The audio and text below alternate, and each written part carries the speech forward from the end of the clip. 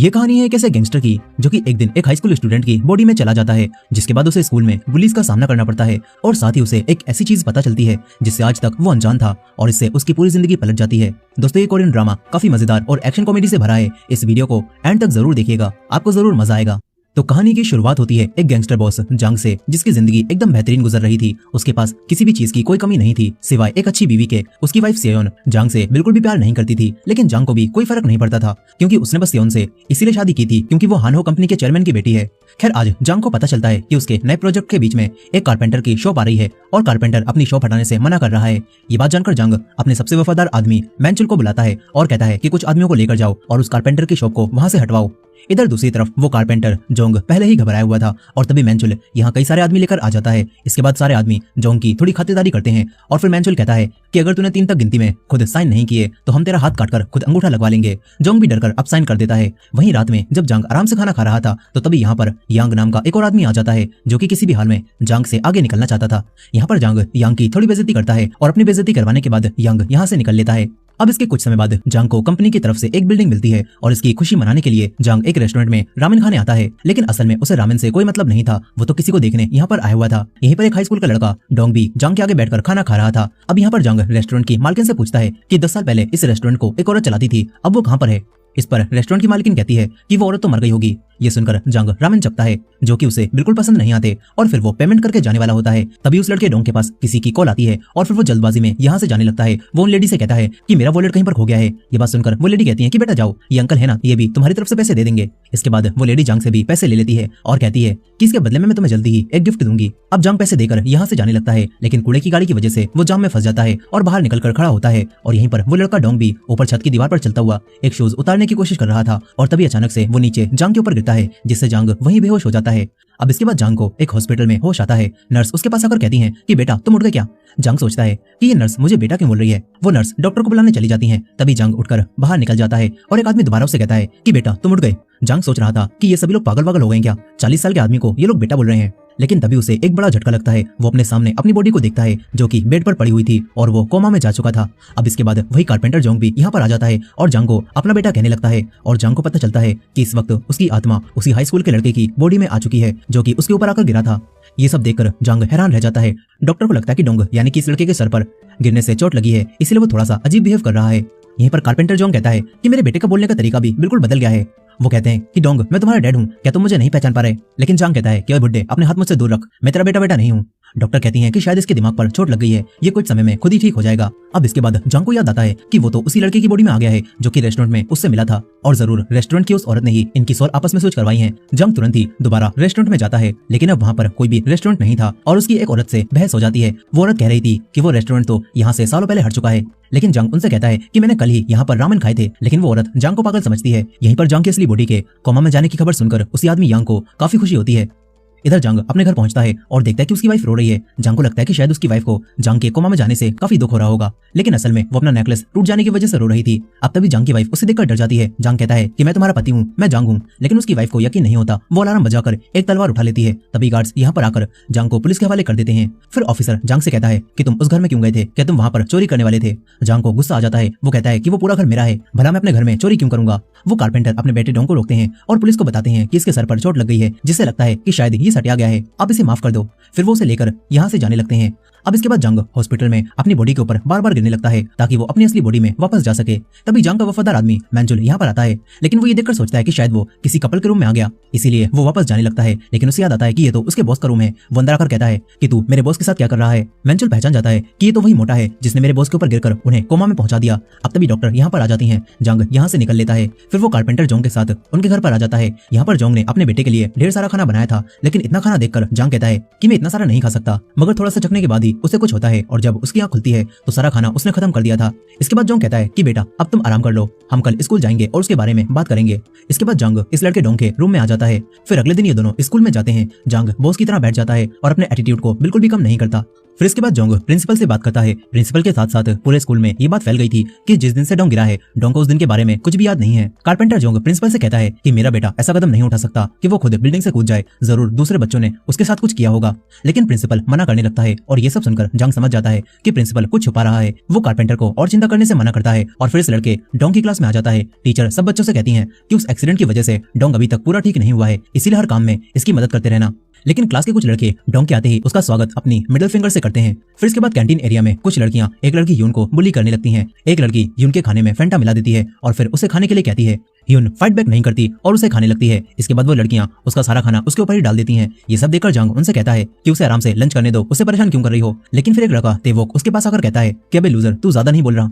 वो जांग को मारने वाला था, लेकिन एक टीचर आकर इन्हें लड़ने से रोक देते हैं। मगर फिर लंच के बाद वो लड़के दोबारा जांग को रोक लेते हैं। वही लड़का तेवोक कहता है कि लगता है तुझे कुछ याद नहीं है, लेकिन भले ही तेरे चोट लगी हो मगर तुझे रोज हमारे लिए लंच में बर्गर लाना होगा, नहीं तो तू पिटेगा। लेकिन जांग उल्टा उसके एक थप्पड़ जड़ देता है। इसके बाद जंग दोबारा उसके एक और मारता है और तीसरे में वो लड़का तेवोक भी डरने लगता है। फिर जंग कहता है कि मुझे एक बात बता, इस लड़के डोंग ने यानी कि मैंने तेरे साथ कुछ किया था क्या, जो तू इसे यानी कि मुझे बुली कर रहा है, या फिर ये यानी कि मैं बस एक आसान टारगेट था। ये बात सुनकर तेवोक कहता है कि मोटे, तू बहुत आसान टारगेट था, इसीलिए हम तुझे बुली करते थे। ये सुनकर जंग उसके एक और थप्पड़ जड़ता है और फिर उसके दोस्तों को भी मारकर जाने लगता है। तभी उसे एक और लड़का किमजे दिखता है जो कि इनसे डरकर इनके लिए खाने का सामान लाया था, लेकिन क्योंकि अब उसने इन बुलीज को पीटते हुए देख लिया था, इसीलिए ये लोग उसे बाथरूम में ले जाकर उसे पीटने लगते हैं और कहते हैं कि अगर तूने ये बात किसी को भी बताने की कोशिश की तो तेरी खैर नहीं। ये लोग किमजे की पैंट उतारकर उसकी वीडियो बनाने वाले थे ताकि बाद में किमजे को ब्लैकमेल किया जा सके। तभी पीछे से जांग बाहर निकलता है और जांग इन सभी को अपने पेट की शक्ति से जमीन पर गिरा देता है। इसके बाद वो तेवोक का फोन ले लेता है और देखता है कि इसमें तो इस लड़के यानी कि डोंग की कई सारी फोटोज हैं जिसमें वो बुली हो रहा है। जांग उस लड़के के फिर से एक थप्पड़ जड़ता है और कहता है कि मैं तेरा फोन कुछ समय बाद वापस कर दूंगा। अब इसके बाद वो घर आकर फोन को चेक करता है और जांग को इसमें एक वीडियो मिलती है जिससे उसे पता चलता है कि ये सारे लड़के मिलकर उस दिन डोंग को बुली कर रहे थे। उन्होंने उसी लड़की यून का जूता एंटीना पर लटका दिया था और डोंग को दीवार पर चलते हुए उसे उतारने के लिए कहा था, और यही चीज करते हुए ये लड़का डोंग जांग के ऊपर गिर गया था। जांग को अब सब कुछ पता चल चुका था कि इस लड़के डोंग के साथ क्या हुआ था। वहीं पर तेवोक का बॉस अब उसे और उसके दोस्तों को मारने लगता है क्योंकि तेवोक ने अपने फोन से वो वीडियो डिलीट नहीं की थी। और तभी जंग यहाँ पर आकर उस लड़के को धमकाते हुए कहता है कि मैंने उस वीडियो की एक कॉपी बना ली है, इसीलिए अब मुझसे दूर रहना, नहीं तो तुम्हारे लिए अच्छा नहीं होगा। ये बोलकर जंग उसी लड़के किमजे के साथ जाने लगता है। वहीं दूसरी तरफ जंग की वाइफ अपने पति के कोमा में जाने का फायदा उठा रही थी। तभी यांग इन दोनों के सामने आ जाता है। यांग इन दोनों से कहता है कि मैंने तुम्हारी फोटोज ले ली हैं जिसमें तुम दोनों साथ थे और अब मैं ये फोटोज चेयरमैन हान को भेजने वाला हूँ। जांग की वाइफ कहती है कि डायरेक्ट मुद्दे पर आ, आखिर तू क्या चाहता है। इधर दूसरी तरफ जांग अब दोबारा हॉस्पिटल में अपनी बॉडी के पास आ जाता है जहां उसका वफादार आदमी मैंचुल उसके पास बैठा हुआ था। वो दोबारा जांग को देखकर कहता है कि अबे मोटे, मैंने तुझसे कहा था ना दोबारा मेरे बॉस के आसपास भी मत भटकियो। जांग ये सुनकर उसके अखरोट चटकाता है और फिर उसे बताने लगता है कि मैं ही तेरा बॉस हूँ।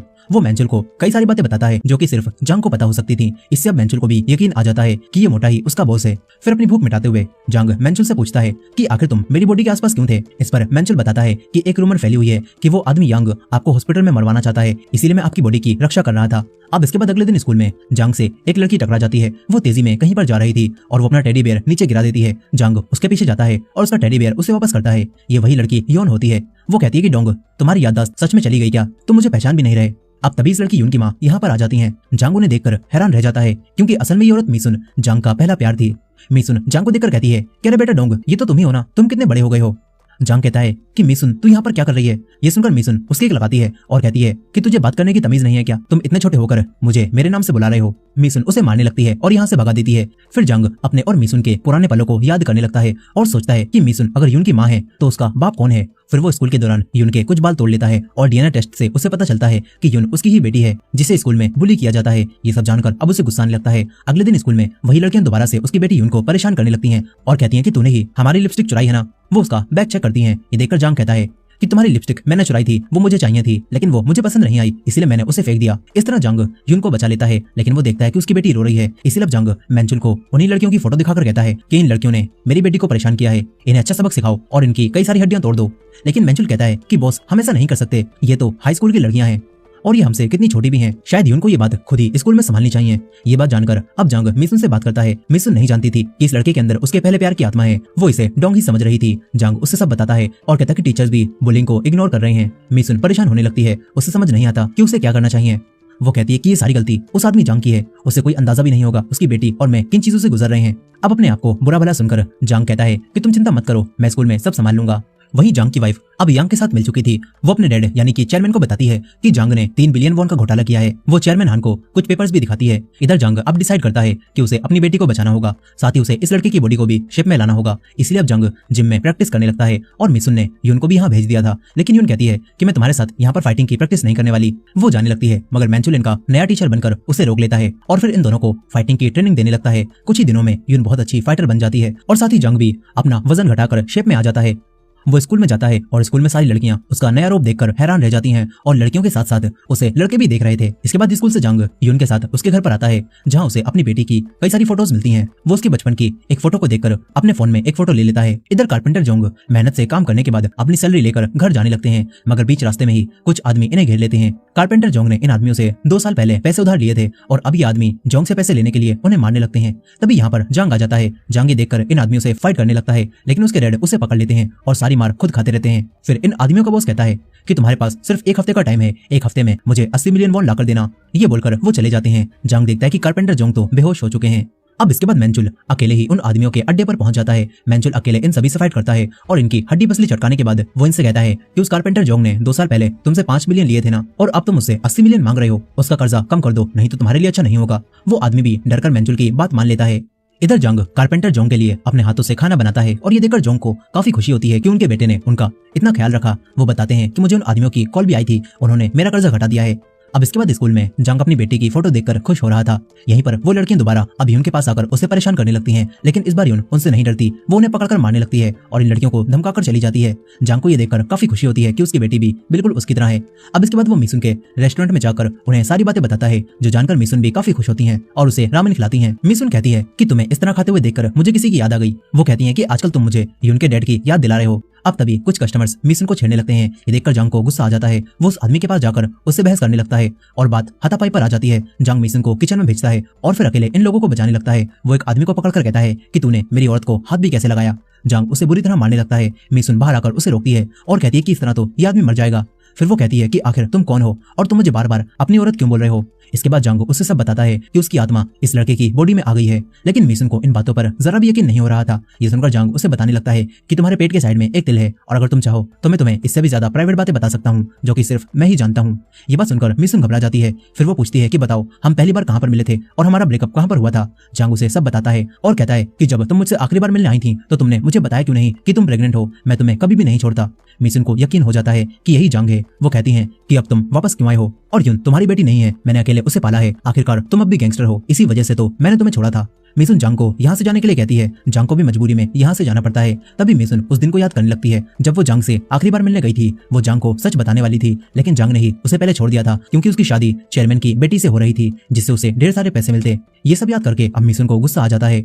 फिर अगले दिन स्कूल में जांग यून के साथ बैठा हुआ था। तभी एक अमीर लड़का यून के पास आकर कहता है कि क्या आज तुम मेरी बर्थडे पार्टी में आओगी। वो यून को इनवाइट कर रहा था और ये देखकर यून तो हैरान रह जाती है, क्योंकि यून इस लड़के को पसंद करती थी। और जैसे ही जांग को इस बात का एहसास होता है कि उसकी बेटी इस लड़के को पसंद करती है, जांग यहाँ से उठकर चला जाता है।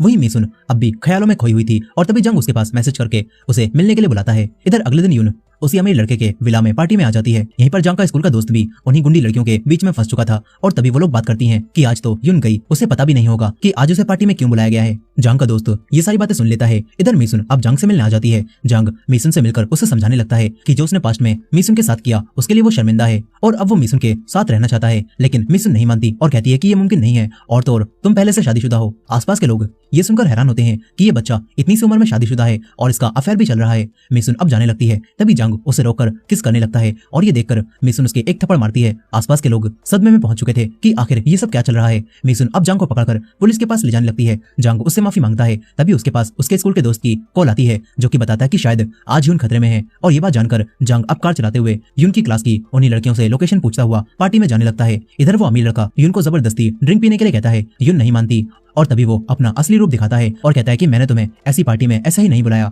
वो यून के ऊपर ड्रिंक डाल देता है। कुछ समय बाद जांग भी यहाँ पहुंच जाता है। वो बाहर खड़े हुए गार्ड्स को मारता है और फिर अंदर आकर यून को ढूंढने लगता है। कुछ लड़के यून को छेड़ रहे थे। जांग उसे लेकर जाने लगता है, लेकिन वो लड़के बीच में आ जाते हैं। जांग एक लड़के की गर्दन को तोड़ता है और बाकी लड़कों से फाइट करने लगता है। देखते ही देखते वो सबको मारकर ढेर कर देता है। एक लड़का फाइटिंग में थोड़ा बेहतर था, लेकिन 3-4 पंच खाने के बाद वो भी गिर जाता है। उन्हीं गुंडी लड़कियों में से एक लड़की ये देखकर जांग पर फिदा हो जाती है। इधर यून अब उस अमीर लड़के से अपने आप को छुड़ाती है और उसके अखरोट चटकाकर पूल में फेंक देती है। इसके बाद दोनों यहाँ से चले जाते हैं। अब अगले दिन मैंचल जांग की असली बॉडी को देखने जा रहा था तो कुछ आदमी उसे बाहर ही रोक लेते हैं और कहते हैं कि चेयरमैन का ऑर्डर है, कोई भी जांग से नहीं मिल सकता।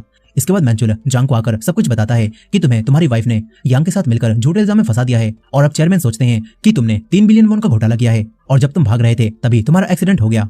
जांग सोचता है कि अब उसे क्या करना चाहिए। इसके बाद मैंचुल जांग के कहने पर चेयरमैन को एक लेटर पहुंचाता है। इधर जांग दोबारा मिनसुन के पास आकर पूछता है कि यून कैसी है। मिनसुन कहती है कि अगर तुम्हें सच में यून की चिंता है तो यहाँ से चले जाओ। जांग जाने लगता है, तभी उसके सामने वही लड़की आ जाती है। वो पूछती है कि क्या तुम और यून एक दूसरे को डेट कर रहे हो। जांग गुस्से में मना करता है और ये सुनकर वो लड़की जांग से कहती है कि फिर तुम मेरे बॉयफ्रेंड बन जाओ, लेकिन जांग मना करता है। वो लड़की जांग को एक बॉक्स देकर यहाँ से चली जाती है। तभी यून यहाँ पर आ जाती है। वो ये देखकर कहती है कि क्या तुम उस लड़की को डेट करोगे, लेकिन जांग मना कर देता है। इस पर यून कहती है तो फिर तुम मेरे बॉयफ्रेंड बन जाओ।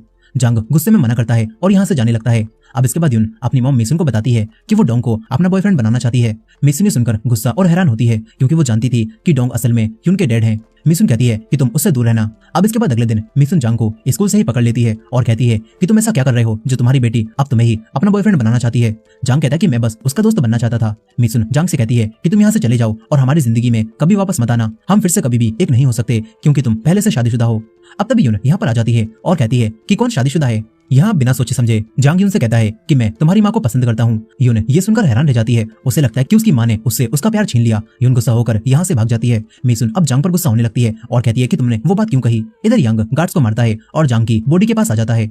वो जांग को मारने आया था, लेकिन तभी जांग को होश आ जाता है। वो कहता है कि अंकल आपकी जिप खुली हुई है। उसे होश में देखकर यांग खुद बेहोश हो जाता है। अब इसके बाद जांग डोंग के घर पर आ जाता है और कारपेंटर जोंग को अपना डैड कहने लगता है। यहाँ पर हमें पता चलता है कि उस हाई स्कूल के लड़के डोंग की आत्मा जांग की बॉडी में आ गई है, लेकिन उसके डैड के लिए वो एक आदमी था। वो डरने लगते हैं। डोंग खुद भी रो रहा था। तभी जांग यहाँ पर आ जाता है। वो समझ जाता है कि उसकी बॉडी में अब वही लड़का आ चुका है। डोंग भी सब कुछ समझ जाता है और ये देखकर वो घबराता है। तभी जांग उसके एक मारकर उसे शांत कराता है और फिर जांग कारपेंटर जोंग को सब समझाने लगता है। शुरुआत में उसे बिल्कुल भी यकीन नहीं होता, लेकिन कुछ समय बाद वो समझ जाता है कि ये दोनों सच बोल रहे हैं। अब इसके बाद जांग डोंग से कहता है कि वो लड़के तू यून को पसंद करता है ना, अगर तू मेरी मदद करेगा तो तू उसके करीब हो सकता है। इधर जांग की वाइफ यांग के ऊपर गुस्सा हो रही थी क्योंकि वो जांग को नहीं मार पाया। यांग कहता है कि चिंता मत करो, मैंने अपने आदमियों को काम पर लगा दिया है, वो जल्दी ही जांग को ढूंढ लेंगे। अब तभी एक आदमी आकर बताता है कि हमें पता चल गया है जांग कहाँ पर गया है। इधर जांग उसी लड़के डोंग के साथ मिनसुन के पास आता है और डोंग अब जांग बनकर मिनसुन से बात करता है और झूठ बोलता है कि हमारी सोल्स फिर से वापस हमारे अपने अपने शरीर में आ गई हैं। इसके बाद डोंग जांग के बताए तरीके के मुताबिक मिनसुन से माफी मांगने लगता है, लेकिन तभी यांग अपने आदमियों के साथ यहाँ पर आ जाता है। ये देखकर डोंग डर कर रोने लगता है। मिनसुन भी सब समझ जाती है। अब इसके बाद जांग उन दोनों को किचन में भेजता है और डोंग से मिनसुन को अंदर ही रखने के लिए कहता है। इसके बाद जांग इन गुंडों से फाइट करने लगता है। यांग को लगता है कि ये कोई हाई स्कूल का लड़का है, इसलिए यांग उसे सीरियस नहीं लेता, लेकिन जांग देखते ही देखते सारे आदमियों को निपटा देता है। तभी यांग अपने सबसे ताकतवर आदमी को फाइट के लिए भेजता है। जांग और उसके बीच में काफी देर तक फाइट होती रहती है, जिसमें आखिरकार जांग उसे मारने लगता है, लेकिन तभी यांग पीछे से उसके ऊपर हमला करके उसके गले पर चाकू रख लेता है और कहता है कि जांग बाहर आ। लेकिन तभी मिसुन बाहर आती है। वो सिलेंडर को चालू करके लाइटर को हाथ में पकड़ लेती है और कहती है कि अगर तुम 3 तक गिनती में यहाँ से नहीं गए तो मैं आग लगाकर हम सभी को मार दूंगी। यांग काफी डर जाता है और मौके का फायदा उठाकर जांग दोबारा उसे मारने लगता है, लेकिन मिसुन उसे लड़ने से मना करती है। तभी यांग अपने आदमियों के साथ यहाँ से भाग जाता है। जांग अब मिसुन के पास आकर सिलेंडर को बंद करता है और उसके हाथ से लाइटर ले लेता है। मिसुन भी काफी डरी और अंदर से दुखी थी। तभी डोंग भी बाहर आ जाता है। मिसुन अब असली जांग को दूर करके डोंग से बात करने लगती है। वो जांग की बॉडी के सामने वो सारी बातें कहती है जिन्हें इतने सालों से वो अपने दिल में दबा कर बैठी हुई थी। मिसुन उससे कहती है कि मुझे तुम्हारी बहुत याद आती थी और आखिरकार तुम 17 सालों बाद वापस लौट आए हो। मिसुन उसे गले लगा लेती है। जांग भी समझ जाता है कि मिसुन आज भी उससे प्यार करती है। अब इसके बाद जांग की कंपनी के चेयरमैन अपनी बेटी को बुलाते हैं। चेयरमैन हान को जांग के भेजे हुए उसी लेटर से पता चल चुका था यांग के साथ मिलकर उसे फंसाना चाहती है और असल में जांग ने पैसों का कोई घोटाला नहीं किया। चेयरमैन अपनी बेटी से कहते हैं कि ये लेटर उसने एक्सीडेंट से पहले लिखा था और हमने राइटिंग भी चेक करवाई और ये राइटिंग बिल्कुल जांग की है। ये सुनकर वो कहती है कि ऐसा कैसे हो सकता है, मैंने तो एक्सीडेंट के बाद ही यांग के साथ हाथ मिलाया था। इससे चेयरमैन समझ जाते हैं कि उनकी बेटी उन्हें धोखा दे रही है। साथ ही उन्हें अपनी बेटी के अफेयर के बारे में भी पता चल चुका था। इधर अब जांग डोंग को पूरी स्क्रिप्ट समझाकर चेयरमैन के सामने इसके अकॉर्डिंग ही बोलने के लिए कहता है। इसके बाद वो लड़का डोंग जांग बनकर चेयरमैन के सामने आ जाता है। असली जांग कार में बैठकर रेडियो के जरिए डोंग को सब बता रहा था। अब तभी चेयरमैन अपनी बेटी को अपने पैसों में से 1 भी रुपया देने से मना करने लगते हैं। इससे गुस्से में आकर उनकी बेटी उन्हें बताती है कि जांग की भी एक बेटी है और उसका भी एक औरत के साथ अफेयर चल रहा है। ये बात सुनकर चेयरमैन जांग से इस बारे में पूछते हैं। असली जांग उसे इंस्ट्रक्शन दे रहा था, लेकिन ग्लिच की वजह से उसे कुछ भी सुनाई नहीं देता और डोंग चेयरमैन से कह देता है कि हाँ ये सच है, उसकी एक बेटी है, लेकिन ये बात उसे एक्सीडेंट के बाद ही पता चली है। डोंग कहता है कि अगर आप मुझे मेरी फैमिली के साथ रहने की वजह से कंपनी से निकालकर 1 रुपया भी नहीं दोगे तो तब भी मुझे ये मंजूर है। चेयरमैन भी उसके ऊपर गुस्सा नहीं करते और ये देखकर जांग की वाइफ यहाँ से चली जाती है। अब इसके बाद चेयरमैन जांग से कहते हैं कि तुम जैसा चाहो वैसा कर सकते हो। डोंग अब खुश होकर यहाँ से जाने लगता है। बाहर असली जांग ये देखकर काफी खुश होता है कि डोंग ने सारी बातें संभाल ली, लेकिन अब तभी उसकी वाइफ गुस्से में आती है और इन्हें ठोकने वाली होती है। जांग डोंग को धक्का देकर खुद गाड़ी के सामने आ जाता है, जिससे जांग काफी जख्मी हो जाता है। उसे तुरंत ही हॉस्पिटल ले जाया जाता है, जहाँ मीसुन और यून भी पहुंच जाते हैं। यहाँ पर यून जांग की असली बॉडी को देखकर कहती है कि माँ, ये मेरे डैड है ना, आपने इनकी फोटो को मुझसे छुपा कर रखा था, लेकिन मैंने वो फोटो देख ली थी। यहाँ पर असली जांग जो कि डोंग की बॉडी में था वो कहता है कि हाँ, मैं तुम्हारा डैड हूँ। यून परेशान होने लगती है और सोचती है कि ये क्या चल रहा है, कहीं मेरी माँ ने सच में मेरे दोस्त से शादी तो नहीं कर ली ना। अब तभी बात करते हुए असली जांग बेहोश हो जाता है और इसके साथ ही जांग की बॉडी में मौजूद डोंग भी बेहोश हो जाता है। फिर कुछ समय बाद जांग को ऑपरेशन रूम में हो जाता है, जहाँ उसके सामने उसी रेस्टोरेंट की मालकिन होती है। इससे जांग समझ जाता है कि सोल्स स्विच करवाने में इसी लेडी का हाथ था। वो लेडी अब जांग को सोने के लिए कहती है। अब इसके बाद कहानी 6 महीने आगे जाती है, जहाँ डोंग अब अपनी असली बॉडी में वापस आ चुका था। वो हॉस्पिटल से डिस्चार्ज होकर स्कूल आता है तो सारे बच्चे उसकी तारीफ करने लगते हैं, क्योंकि स्कूल के सारे पुलिस ने डोंग के डर की वजह से स्कूल छोड़ दिया था और अब डोंग और यून स्कूल के नए हीरो बन जाते हैं। उसी गैंगस्टर यांग को भी पुलिस ने पकड़ लिया था और असली जांग भी अपनी बॉडी में लौटने के बाद गुंडागर्दी छोड़कर मीसुन के साथ रहने लगा था। साथ ही कारपेंटर जोंग और मैंचुल भी इन्हीं के साथ काम करने लगे थे और इसके साथ ही जांग अपनी बेटी के साथ अच्छा समय बिता रहा था। और इसी हैप्पी एंडिंग के साथ ये मूवी यहाँ पर खत्म हो जाती है। दोस्तों, आपको ये मूवी कैसी लगी कमेंट करके जरूर बताइएगा और ये वीडियो पसंद आई हो तो वीडियो को लाइक करके हाइप कर दीजिएगा और हमारे चैनल पर नए हैं तो चैनल को सब्सक्राइब भी कर लीजिएगा। मिलते हैं नेक्स्ट वीडियो में।